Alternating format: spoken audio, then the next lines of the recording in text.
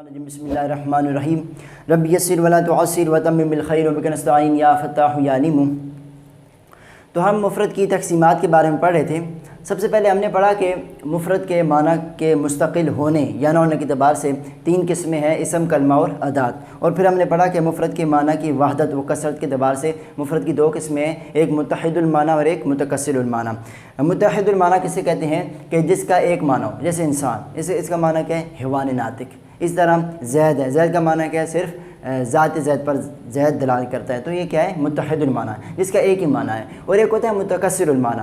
متکثر المعنی کسے کہتے ہیں کہ جس کے کئی معنی ہوں، یا متکثر المعنی کہتے ہیں کہ جس کے دو یا دو سے زیادہ معنی ہو، اس لفظ کو، اس مفرد کو کیا کہا جاتا ہے؟ متکثر المعنی کہا جاتا ہے۔ جیسے مثال کے طور پر عین ہے، اب عین آنکھ کو بھی کہتے ہیں، پانی کے چشمے کو بھی کہتے ہیں، اس طرح جاسوس کو بھی کہتے ہیں، گھٹنے کو بھی کہتے ہیں، مال کو، اشرفی کو، سورج کو بھی کیا کہا جاتا ہے؟ عین کہا جاتا ہے۔ تو دیکھو یہ عین کا لفظ ہے نا، یہ اس کے کثیر معنی ہے، اسے کہیں گے متکثر المعنی۔ اس طرح صراط کا ایک معنی ہوتا ہے دعا، ایک معنی دعا، اور صراط کا ایک معنی جو ہم کرتے ہیں خاص قیام، رکوع، سجود والی عبادت کو ہم کیا کہتے ہیں؟ صراط کہتے ہیں، نماز کہتے ہیں۔ تو یہ بھی کیا ہے؟ متکثر المعنی۔ اس طرح دابۃ، اب دابۃ کہتے ہیں زمین پر چلنے والے، رینگنے والے جو ہیں ان کو بھی دابۃ کہا جاتا ہے، اور گھوڑے کو بھی دابۃ کہا جاتا ہے، اور جو چوپائے ہیں جن کی چار ٹانگیں ہیں ان کو بھی کیا کہا جاتا ہے؟ دابۃ کہا جاتا ہے۔ انسان کو بھی کیا کہا جاتا ہے؟ دابۃ کہا جاتا ہے۔ اس طرح اسم ہے، اب اسم کا ایک معنی ہوتا ہے بلندی، ناف کے اندر اسم کا ایک معنی ہوتا ہے بلندی، اسم کا معنی ہوتا ہے بلندی، لیکن ناف کے اندر اسم کا معنی ہوتا ہے کہ وہ لفظ، وہ کلمہ جو مستقل اپنے معنی پر دلالت کرے اور جس میں تین زمانوں میں سے کوئی زمانہ نہ پایا جائے، اسے کیا کہا جاتا ہے؟ اسم کہا جاتا ہے۔ تو یہ بھی کیا ہے؟ متکثر المعنی ہے۔ اس طرح جعفر، اب جعفر کسے کہتے ہیں؟ جعفر کہتے ہیں چھوٹی ندی، چھوٹی دریا کو بھی جعفر کہا جاتا ہے، اور یہ جعفر کیا ہے؟ ذات کا بھی نام ہے، تو یہ بھی کیا ہے؟ اس کے دو یا دو سے زیادہ معنی ہیں کس کے؟ جعفر کی ہیں، تو اسے بھی کیا کہا جائے گا؟ متکثر المعنی کہا جائے۔ اس طرح ہار، اب دیکھو ہار کیسے کہتے ہیں کہ ایک تو ہار ہوتا ہے جو ہم گلے میں ڈالتے ہیں، اور ایک وہ جو جیت کا مقابل ہوتا ہے، شکست، جسے کہتے ہیں ہار، جیت اور ہار۔ اب ہار ایک تو گلے میں ڈالنے والے ہار کو بھی کہتے ہیں، اور وہ جو جیت کا مقابل ہار ہوتا ہے اسے بھی کیا کہا جاتا ہے؟ اس معنی کے لیے، ہارنے کے لیے، شکست کھانے کا جو معنی ہوتا ہے اس کو بھی کیا کہا جاتا ہے؟ ہار کہا جاتا ہے۔ تو ہار کے بھی دو معنی ہیں۔ اس طرح پھل تو ایک کھانے والے ہوتے ہیں، ان کو بھی پھل کہا جاتا ہے، اور ایک وہ جو چھری کا جو ایک حصہ ہوتا ہے، چھری کا جو پھل ہوتا ہے، چھری کی جو دھار ہوتی ہے، اس طرح جو تیر کی دھار ہوتی ہے اسے بھی کیا کہا جاتا ہے؟ پھل کہا جاتا ہے۔ تو پھل کے بھی کیا ہے؟ کثیر معنی ہے، تو اسے کیا کہتے ہیں؟ متکثر المعنی۔ کیا کہا جائے؟ متکثر المعنی۔ تو متکثر المعنی کسے کہتے ہیں کہ جس کو الگ الگ معنی کے لیے وضع کیا گیا ہو، اسے متکثر المعنی کہا جاتا ہے۔ اب یاد رکھیے، جس کو ابتداءً ہی سے، اول ہی سے، آغاز ہی سے، شروع ہی سے الگ الگ معنی کے لیے وضع کیا گیا ہو، اسے کہیں گے مشترک۔ کیا کہیں گے؟ مشترک۔ جیسے میں نے کہا عین، اب آنکھ کے لیے ابتداءً ہی سے، اول ہی سے آنکھ کے معنی کے لیے عین کے لفظ کو وضع کیا گیا۔ اس طرح پانی کے چشمے کے معنی کے لیے بھی عین کے لفظ کو وضع کیا گیا، جاسوس کو بھی وضع کیا گیا، گھٹنے کو بھی، مال کو بھی، اشرفی کے معنی کو بھی کیا کیا گیا؟ عین کے لفظ کے لیے وضع کیا گیا۔ اور یہ ابتداءً، آغاز ہی سے، شروع سے ہی کیا کیا گیا ہے؟ وضع کیا گیا ہے۔ آپ اگر دیکھیں منجد تو بعد کی ڈکشنری ہے، اس سے پہلے جتنی بھی ڈکشنری ہے دیکھ لیں آپ، اس کے اندر بھی عین کے بہت زیادہ معنی ہیں۔ تقریباً علماء کرام نے عین کے 70 کے قریب عین کے کیا کیے؟ معنی بیان کیے ہیں۔ تو دیکھو یہ عین جو ہے، اس کے جو معنی جن کے لیے وضع کیا گیا ہے، ان کو سب کو الگ الگ معنی، عین کو الگ الگ معنی کے لیے وضع کیا گیا ہے، تو اسے کیا کہا جائے گا؟ مشترک۔ یعنی کیا ہے؟ مشترک ہے، اس کو الگ الگ معنی کے لیے وضع کیا گیا ہے، اس کو کیا کہیں گے؟ مشترک کہیں گے۔ یعنی ابتداءً ہی اس کو الگ الگ معنی کے لیے وضع کیا گیا، اس کو کیا کہیں گے؟ مشترک کہیں گے۔ اب یاد رکھیے، اگر اب ابتداءً ہی، اول ہی سے الگ الگ معنی کے لیے وضع نہ کیا گیا ہو، اول تو ایک معنی کے لیے وضع کیا گیا ہو، پھر بعد میں اس کو نقل کر کے دوسرے معنی میں منتقل کر دیا گیا ہو، دوسرے معنی میں نقل کر دیا گیا ہو، اور پہلے معنی کو چھوڑ دیا گیا ہو، تو اسے کہیں گے منقول کہیں گے۔ جیسے صلاۃ کا لفظ ہے، اب صلاۃ کا لفظ دیکھو، سب سے پہلے وضع تھا دعا کے لیے، کس کے لیے؟ دعا کے لیے، صلاۃ دعا کو کہتے تھے۔ پھر بعد میں اس کو خاص قیام، رکوع سجود والی جو ہماری عبادت ہے نماز، اس کے لیے کیا کر دیا گیا ہے؟ صلاۃ کے لفظ کو وضع کر دیا گیا ہے۔ تو دیکھو صلاۃ کا لفظ اول تو ایک معنی کے لیے دعا کے لیے وضع کیا گیا تھا، پھر اس کو نقل کر کے نماز کے معنی کے لیے کیا کیا ہے؟ وضع کر دیا گیا ہے، اور اب دعا کے معنی کو چھوڑ دیا گیا ہے۔ اب دعا کا معنی جب صلاۃ کہیں گے اس سے دعا مراد نہیں ہوتی۔ میں آپ کو کہوں کہ صلاۃ پڑھ لو تو آپ کیا پڑھو گے؟ نماز پڑھو گے، دعا تھوڑی پڑھو گے۔ تو دیکھو یہ کیا ہے؟ صلاۃ کا لفظ ہے پہلے ایک معنی کے لیے وضع کیا گیا، پھر اس کو نقل کر کے دوسرے معنی میں منتقل کر دیا گیا، اور پہلے معنی کو چھوڑ دیا گیا، بالکل ہی کیا کر دیا گیا؟ چھوڑ دیا گیا۔ اس کو کہتے ہیں منقول، اس کو کیا کہیں گے؟ منقول کہیں گے۔ اس طرح دابت کا لفظ ہے، دابت کا لفظ اول میں کس کے لیے وضع کیا گیا تھا؟ زمین پر چلنے والی، رینگنے والی چیز کو دابت کہتے ہیں۔ اس میں انسان بھی داخل، جانور بھی داخل، سانپ، بچھو، جتنی بھی چیزیں ہیں جو چلتی ہیں، رینگتی ہیں، جیسے سانپ رینگتا ہے، وہ بھی کیا ہے؟ دابت اس کو کہا جاتا تھا۔ لیکن بعد میں عام لوگوں نے، مطلب اہل عرب نے دابت خاص کس کو؟ گھوڑے کو کہتے تھے، سواری کو، گھوڑے کو کیا کہا جاتا ہے؟ دابت کہا جاتا۔ یا چوپائے جو ہیں، بکریاں ہیں، چار پائے جن کے ہیں، چار پاؤں جن کے ہیں، ان کو کیا کہا جاتا ہے؟ اب خاص کر دیا کس کے لیے؟ گھوڑے کے لیے، چوپائے کے لیے دابت کے لفظ کو عرف عام نے خاص کر دیا ہے، عرف عام کے اندر خاص کر دیا ہے۔ اب جب بھی دابت کا لفظ بولا جاتا ہے تو انسان اس میں عام طور پر داخل نہیں ہوتا، اس میں داخل ہوتے ہیں جانور داخل ہوتے ہیں، یا سواری مراد دی جاتی ہیں، یا چوپائے جو چار ٹانگوں والے جانور ہے وہ مراد دی جاتے ہیں۔ تو دیکھو دابت لفظ تھا، پہلے اول تو ایک معنی کے لیے وضع کر دیا، اس کو چھوڑ دیا گیا، دوسرے معنی میں منتقل کر دیا گیا۔ اب دابت سے انسان مراد نہیں لیا جاتا، تو اسے کیا کہیں گے؟ منقول کہیں گے۔ اس طرح اسمن ہے، کیا ہے؟ اسمن ہے، شروع میں اس کو بلندی، اسمن کہتے تھے بلندی کو، بعد میں پھر اسمن کو ناف کے اندر ناویوں نے اس کو مستقل معنی پر دلالت کرنے والا لفظ جو ہوتا ہے اس کے لیے اس کا نام اسمن رکھ دیا، جس میں زمانہ نہیں پایا جاتا، جو مستقل اپنے معنی پر خود دلالت کرتا ہے، اپنے معنی پر دلالت کرنے کسی دوسرے لفظ کا محتاج نہیں ہوتا، جیسے زیدن ہے، عمر ہے، بکر ہے، یہ نام ہے، یہ سب کیا ہے؟ اسمن ہے۔ کیا ہے؟ اسمن کے لیے کیا کر دیا؟ وضع کر دیا گیا۔ تو اسمن پہلے ایک معنی کے لیے وضع تھا، پھر اس سے منتقل کر کے دوسرے معنی میں نقل کر دیا گیا، اور پرانے معنی کو چھوڑ دیا گیا۔ اب میں کہوں اسمن، اب اسمن جیسے میں کہوں گا آپ کے ذہن میں کیا ہوگا؟ ناو والا اسم آئے گا، کوئی بلندی آپ کے ذہن میں نہیں آئے گی، تو اسے کیا کہیں گے؟ منقول کہیں گے۔ تو منقول کسے کہتے ہیں؟ کہ جس کو ابتداءً اول سے تو الگ الگ معنی کے لیے وضع نہیں کیا گیا تھا، ایک ہی معنی کے لیے وضع کیا گیا تھا، بعد میں اس کو منتقل کر دے، دوسرے معنی میں نقل کر دیا گیا، اور پہلے معنی کو چھوڑ دیا گیا، اسے کیا کہیں گے؟ منقول کہیں گے۔ اب یاد رکھیے منقول کے اندر شرط ہے کہ یہ جو ہم ایک معنی سے دوسرے معنی کے اندر نقل کرتے ہیں، ان دونوں معنوں کے درمیان مناسبت پائی جائے۔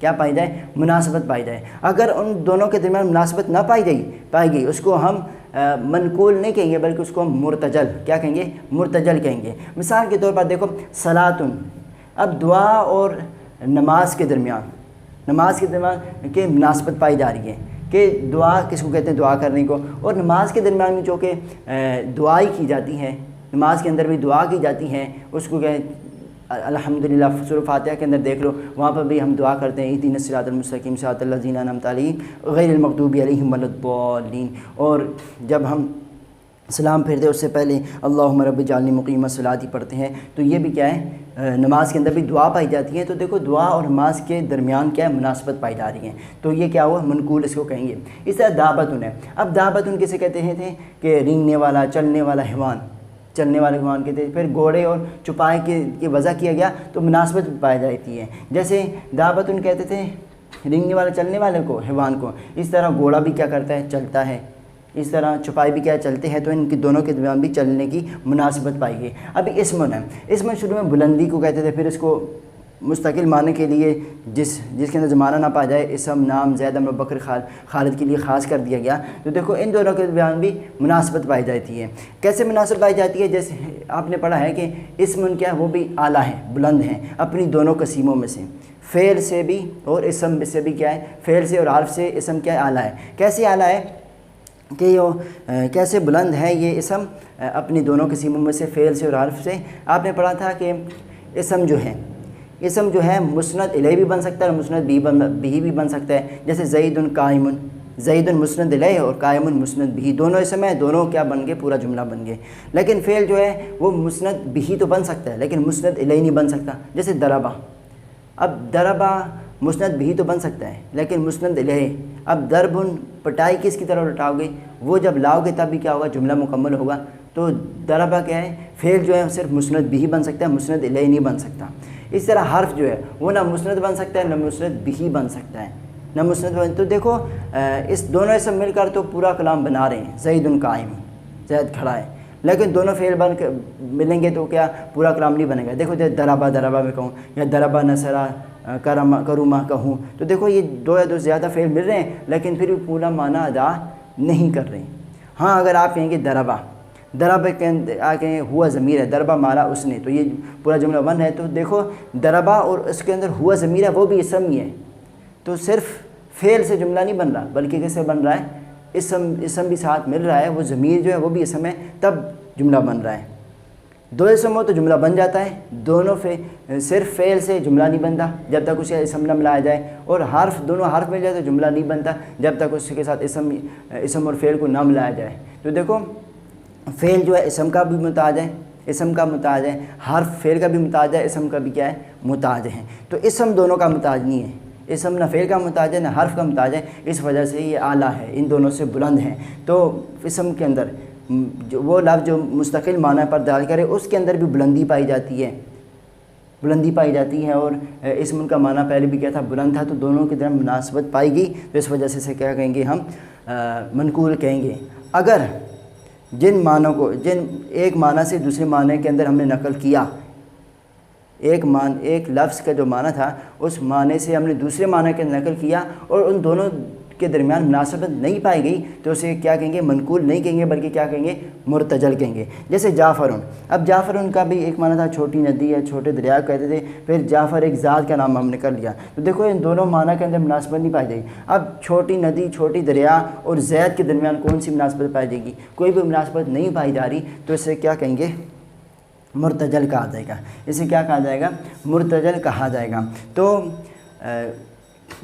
اسم منقول کسے کہتے ہیں؟ کہ جس کو اول تو ایک معنی کے لیے وضع کیا گیا ہو، پھر اس معنی سے نقل کر کے دوسرے معنی میں استعمال کر دیا گیا ہو، پہلے معنی کو چھوڑ دیا گیا ہو، تو اسے کیا کہتے ہیں؟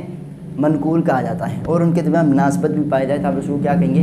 منقول کہیں گے۔ اب یاد رکھیے جس کو اولاً ابتداءً ایک معنی کے لیے وضع کیا گیا ہو، پھر اس کو نقل کر کے دوسرے معنی میں منتقل کر دیا گیا ہو اور پہلے معنی کو نہ چھوڑا ہو، پہلا معنی بھی استعمال کیا جاتا ہو، دونوں معنی، یعنی کبھی ایک معنی استعمال کیا جائے کبھی دوسرا معنی بھی استعمال کیا جائے، تو اس کو اب دیکھا جائے گا کہ اگر پہلے معنی کے لیے جس کے پہلے وضع کیا گیا تھا اگر اس میں استعمال ہو تو اس کو حقیقت کہیں گے، اور اگر دوسرے معنی میں استعمال ہو اسے کیا کہیں گے؟ مجاز کہیں گے۔ کیا کہیں گے؟ مجاز کہیں گے۔ جیسے اسدن ہے، اسدن کا لفظ دیکھو، اسدن شیر کو بھی کہتے ہیں، کس کو کہتے ہیں؟ شروع میں شیر کے لیے وضع تھا، پھر اس کو نقل کر کے ہم نے کیا کیا؟ کبھی کبھی ہم شیر اس کو بھی کہتے ہیں جو بہادر ہو، جیسے میں کہوں زید آئے تو میں کہوں شیر آ گیا، تو کیا معنی؟ مطلب زید کے اندر بہادری کا معنی پایا جا رہا ہے۔ تو دیکھو اسدن اول شیر کے لیے وضع تھا، پھر اس کو بہادری کے لیے بھی بہادری کے اندر بھی نقل کر دیا گیا، لیکن پہلے معنی کو چھوڑا نہیں گیا، پہلا معنی بھی استعمال ہو رہا ہے، بہادری کا معنی بھی استعمال ہو رہا ہے۔ جیسے میں کہوں جنگل کے اندر میں کہوں میں نے جنگل کے اندر شیر دیکھا، تو کیا معنی؟ میں نے حقیقت میں کیا کر دیا؟ شیر دیکھا۔ اگر میں کہوں کہ میں نے جنگل کے اندر شیر کو دیکھا جو کیا کر رہا تھا؟ ڈانس کر رہا تھا، ناچ رہا تھا، یا میں نے جنگل کے اندر شیر کو دیکھا جو ہنس رہا تھا، تو کیا معنی؟ کہ آپ نے ایک بہادر آدمی کو دیکھا تھا، وہ کیا ہنس رہا تھا، جو کیا کر رہا تھا؟ ناچ رہا تھا۔ تو دیکھو یہ جو جس کو اول ایک معنی سے دوسرے ابتداءً ایک معنی میں کے لیے وضع کیا گیا ہو، پھر اس کو منتقل کر کے دوسرے معنی میں نقل کر دیا گیا ہو، اور پہلا معنی بھی نہیں چھوڑا گیا ہو، دوسرا معنی بھی نہیں چھوڑا گیا ہو، دونوں میں استعمال ہو رہا ہو، تو اگر پہلے معنی میں استعمال ہو جس کے لیے اس کو وضع کیا گیا تھا اس کو کیا کہیں گے؟ حقیقت کہیں گے، اور دوسرے معنی کے جس نقل کیا گیا تھا اس میں اگر استعمال ہو تو اس کو کیا کہیں گے؟ مجاز کہیں گے، اس کو کیا کہیں گے؟ مجاز کہیں گے۔ تو یہ متکثر معنی کی کتنی قسمیں تھی؟ مشترک، منقول اور کیا تھی؟ مرتجل۔ مشترک، منقول، حقیقت، مجاز اور مرتجل تھی۔ تو اب کتاب پڑھتے ہیں، کہتے ہیں فصل یہ فصل ہے، ای ہادہ فصل۔ المتکثر المعنی، متکثر المعنی جو ہے لہو اقسام عدیدۃ، اس کی کئی قسمیں ہیں، اس کی کیا ہے، کئی قسمیں ہیں۔ وجہ الحصری، حصر، وجہ حصر، حصر کہتے ہیں کہ مثال کے طور پر آپ نے متکثر المعنی کو قسموں کے اندر تقسیم کیا، اب ان کو قسموں کے اندر کیوں تقسیم کیا؟ وجہ حصر اسے کیا کہتے ہیں کہ وجہ حصر، حصر کہتے ہیں بند کرنے کو۔ آپ نے متکثر المعنی کو کہ ان قسموں کے اندر، مشترک کے اندر، منقول کے اندر، حقیقت کے اندر، مجاز کے اندر، مرتجل کے اندر کیوں تقسیم کیا، یہ کیا کر رہے ہیں، اس کی وجہ حصر بیان کر رہے ہیں۔ کہتے ہیں وجہ الحصری، وجہ حصر کہ بند کرنے کی، متکثر المعنی کو قسموں کے اندر بند کرنے کی وجہ۔ ان اللفظ، کہ بے شک لفظ جو ہے، الذی کثر معنی ہو، کہ جس کا کیا، جس کے کثیر معنی ہو، جس کے دو یا دو سے زیادہ معنی ہو۔ ان ودیہ ذالک لفظ، اگر وضع کیا گیا اس لفظ کو یعنی متکثر معنی کو، لکل معنی، ہر معنی کے لیے ابتداءً ہی سے، شروع ہی سے، باوداع متعددۃ علی حدۃ، علیحدہ علیحدہ کئی وضعوں کے ساتھ۔ علی حدۃ کا معنی ہوتا ہے کئی کا معنی ہوتا ہے، علیحدہ علیحدہ کئی وضعوں کے ساتھ اس کو کیا کیا آپ نے، وضع کیا، تو یسمى مشترکا، اس کو کیا کہیں گے، مشترک کہیں گے۔ جس کو ابتداءً ہی کئی معنوں کے لیے وضع کیا گیا اسے کیا کہیں گے، مشترک کہیں گے۔ کل عینی، جیسے کہ عین کا لفظ ہے، ودیہ تارۃ للذھب، کبھی کبھی اس کو مقرر کیا جاتا ہے للذھب، سونے کے لیے، گولڈ کے لیے جو دہاتے ہیں، وہ تارۃ للباصرۃ، اور کبھی کبھی دیکھنے والی کے لیے، دیکھنے والی یعنی آنکھ دیکھنے والی ہوتی ہے، وہ تارۃ للرکبۃ، اور کبھی کبھی گھٹنے کے لیے۔ وَإِلَّمْ يُودَعْ لِكُلِّ، یہاں بھی یاد رکھیے کل کا معنی جو ہوتا ہے، کل کا لفظ جو ہوتا ہے نا، یہ مضاف ہوتا ہے، آگے کسی لفظ کی طرف کیا ہوتا ہے، مضاف ہوتا ہے۔ بعض اوقات اس کے مضاف کو ہٹا کر، حذف کر کے اس کل کو لفظ کو تنوین دے دیتے ہیں، کیا کر دیتے ہیں، تنوین دیتے ہیں، اور وہ جو اس کا مضاف الیہ تھا اس کو کیا کر دیتے ہیں، حذف کر دیتے ہیں۔ تو یہاں پر معنی کا لفظ کیا ہے، محذوف ہے۔ وَإِلَّمْ يُودَعْ لِكُلٍّ أَيْ لِكُلِّ مَعْنًى، اگر وضع نہ کیا گیا ہو ہر معنی کے لیے ابتداء ہی سے، یعنی ابتداء ہی کسی کو بہت سارے معنی کے لیے وضع نہ کیا گیا ہو، بل ودیہ اولا لمعنى، بلکہ وضع کیا گیا ہو پہلے اول شروع ہی سے ایک معنی کے لیے، ثم استعمل، پھر اس کو استعمال کر دیا گیا ہو، کیا جائے فی معنى ثانی، دوسرا معنی کے اندر، لأجل مناسبت بینہما، بے وجہ مناسبت ہونے کے ان دونوں میں، یعنی جب ایک لفظ کو ابتداءً ایک معنی کے لیے وضع کیا گیا، پھر اس کو منتقل کر دیا دوسرے معنی کے لیے، اور اس کے اندر مناسبت بھی پائی جائے تو اس کو کیا کہیں گے، پھر اگر ان اشتہر فی ثانی، اگر دوسرے معنی میں مشہور ہو گیا، وترک موضوع الاول، اس کے پہلے موضوع کو یعنی پہلے معنی کو کیا کر دیا گیا ہو، ترک کر دیا گیا، چھوڑ دیا گیا ہو، یسمى منقولا، اس کو کیا کہیں گے، منقول کہا جائے گا۔ والمنقول بالنظر، اور منقول نظر کرتے ہوئے، الی الناقل، دیکھتے ہوئے نقل کرنے والے کے تحت، یعنی نقل کرنے والے کے اعتبار سے، ینقسم الی ثلاثۃ اقسام، تین قسموں پر منقسم ہوتا ہے، تین قسم پر کیا ہوتا ہے، ینقسم تقسیم ہوتا ہے تین قسموں پر، یعنی جو نقل کرنے والے ہیں ان اعتبار سے۔ یاد رکھیے منقول کسے کہتے ہیں کہ جس کو ایک معنی سے دوسرے معنی کی طرف نقل کر دیا گیا۔ اب نقل کرنے والے کون ہوں گے، یا تو وہ عرف عام لوگ ہوں گے، یا خاص لوگ ہوں گے، اہل شرع لوگ ہوں گے، یا خاص لوگ ہوں گے۔ اگر اہل شرع لوگ ہوں، جیسے صلاۃ کا لفظ ہے، اب صلاۃ کے لفظ کو شریعت والوں نے کیا کیا ہے، دعا سے کیا کیا ہے، خاص قیام رکوع سجود کے لیے انہوں نے کیا کہ نقل کیا ہے، تو اس کو کہیں گے منقول شرعی، اس کو کیا کہا جائے گا، منقول شرعی۔ اس طرح دعوتن، اب دعوتن کو عرف عام والے لوگوں نے، عرف عام یعنی عام لوگوں نے اس کو کیا کر دیا، منتقل کر دیا زمین پر چلنے والے حیوان سے، کس کی طرف، گھوڑے کی طرف یا چھپائی کی طرف منتقل کر دیا، تو کس نے منتقل کیا، عرف عام والوں نے، اسے کہیں گے منقول عرفی، اس کو منقول عرفی کہا جائے گا۔ اس طرح اسم کو بلندی سے منتقل کیا مستقل معنی پر دال کرنے والے کے لیے، تو اس کو منتقل کرنے والے اصطلاحی لوگ تھے، خاص جماعت تھی، جو ناویوں کی جماعت تھی، انہوں نے کیا کیا، اس کو نقل کیا ہے، اس کو منقول اصطلاحی کہا جائے گا۔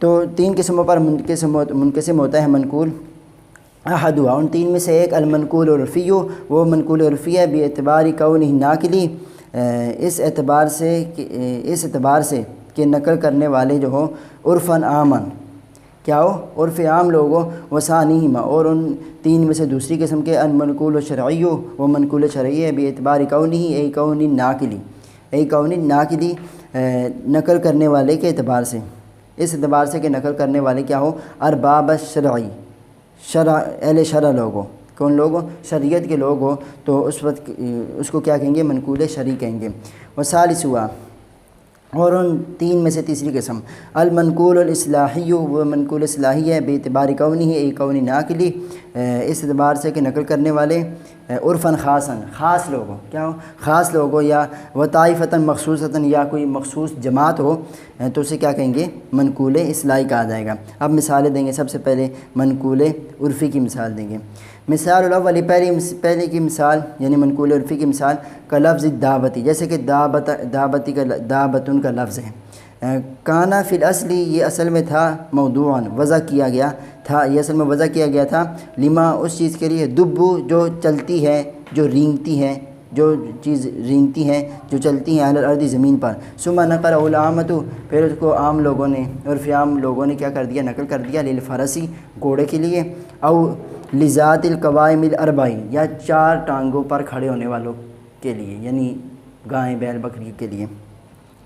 مثال ثانی دوسری کی مثال یعنی کس کی اس منقول شرعی کی مثال منقول کا لفظ صلاتی جیسے کہ نماز کا لفظ ہے صلاۃ کا لفظ ہے کانا فی الاصل بمعنی دعائی یہ شروع میں کیا تھا یہ اصل میں تھا دعا کے معنی میں ثم نقل الشارع پھر اس کو شرح کرنے والے نے اہل شریعت کے لوگوں نے فقہ کے لوگوں نے نقل کیا الی ارکان مخصوص ارکان کی طرف خاص قیام رکوع سجود کے جو ارکان تھے ان کا کیا نام رکھ دیا صلاۃ نماز کا نام رکھ دیا۔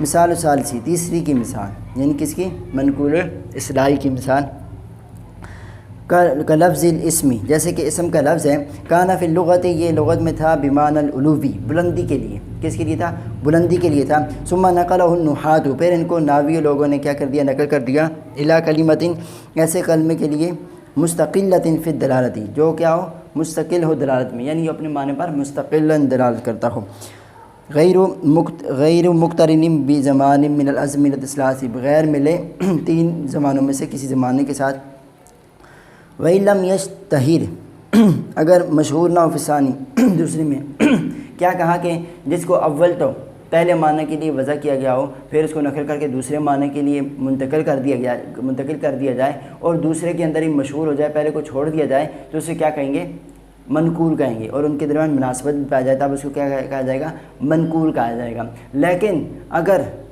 دوسرے کے اندر مشہور نہ ہو پہلے کو بھی استعمال کیا جائے دوسرے کو بھی استعمال کیا جائے دونوں معنی کے لیے وضع کیا جائے دونوں معنی کیا کیے جائیں لیے جائیں دونوں معنی مراد لیے جائیں تو اس کو کیا کہیں گے اس کو حقیقت و مجاز کہیں گے۔ اگر پہلے معنی کے لیے پہلا معنی مراد ہوگا تو حقیقت اگر دوسرا معنی مراد ہوگا اسے مجاز کہا جائے گا۔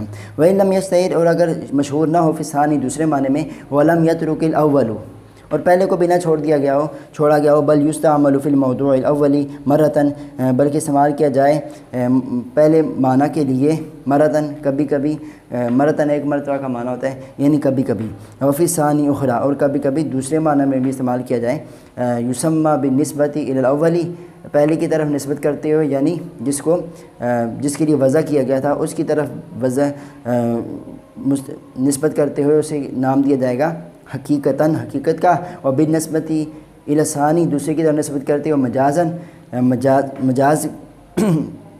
نام دیا جائے گا کل اسدی بالنسبت الی الحیوان المفترس جیسے کہ شیر کی نسبت حیوان مفترس یعنی چیڑ پار کرنے والے درندے کے لیے خونخوار درندے کے لیے کیا ہوگا حقیقت ہوگا والرجل الشجاع جیسے کہ نسبت کرنا کل اسد جیسے کہ بالنسبت الی الحیوان المفترس نسبت کرتے ہوئے حیوان مفترس کی طرف والرجل الشجاع اور بہادر آدمی کی طرف فهو بالنسبت الی الاولی پہلی نسبت کے اعتبار سے حقیقت ہوگا اور بالنسبت الی ثانی اور دوسری نسبت کے اعتبار سے مجاز وہ کیا ہوگا مجاز کہلائے گا۔ فصل ای ھذا فصل ان کان لفظ متعددا والمعنی واحدا تو ہم نے پڑھا تھا کہ وہ مفرد لفظ جس کا ایک معنی ہو اسے متحد المعنی، اور جو وہ مفرد لفظ جس کے کئی معنی ہو اسے کیا کہیں گے؟ متکسر المعنی کہا تھا۔ یہ تھا کہ لفظ ایک ہو اور معنی زیادہ ہو، لفظ ایک ہو اور معنی زیادہ ہو۔ اب معنی ایک ہو اور لفظ زیادہ ہو، ایک معنی کے لیے کثیر لفظ زیادہ ہو تو اس اعتبار سے اس کو کہیں گے مرادف، مرادف کہا جائے گا، اس لفظ کو مرادف کہا جائے گا۔ مرادف کیا؟ مرادف کہا جائے گا، یعنی جس کا معنی ایک ہو، ایک معنی کے لیے کئی لفظوں کا انتخاب کیا جائے، کئی لفظوں کو وضع کیا جائے، اسے کیا کہیں گے؟ مرادف کہا جائیں گے، مرادف کہیں گے۔ کیا کہیں گے؟ مرادف کہیں گے۔ جیسے کل اسدی واللیثی، جیسے کہ شیر کا لفظ ہے۔ اب شیر کا معنی جو ہے اس کے لیے اسد لفظ کو بھی وضع کیا گیا ہے، اور لیث بھی کیا کہا جاتا ہے؟ شیر کو کہا جاتا ہے۔ اس طرح بادل جو ہے، بادل غیم بھی بادل کہتے ہیں، اور سحاب بھی کو بھی کیا کہا جاتا ہے؟ بادل کہا جاتا ہے۔ اس طرح بارش جو ہے، بارش کو مطرن بھی کہتے ہیں اور غیثن بھی کہتے ہیں۔ تو دیکھو یہ ایک معنی ہے، اس کے دو یا دو سے زیادہ کیا ہوتے ہیں؟ لفظ ہوتے ہیں، اسے کیا کہتے ہیں؟ مرادف کہتے ہیں۔ یاد رکھیے یہ مرادف مرادفت سے ماخوذ ہیں۔ آپ نے دیکھا ہوگا کہ مرادفت کسے کہتے ہیں؟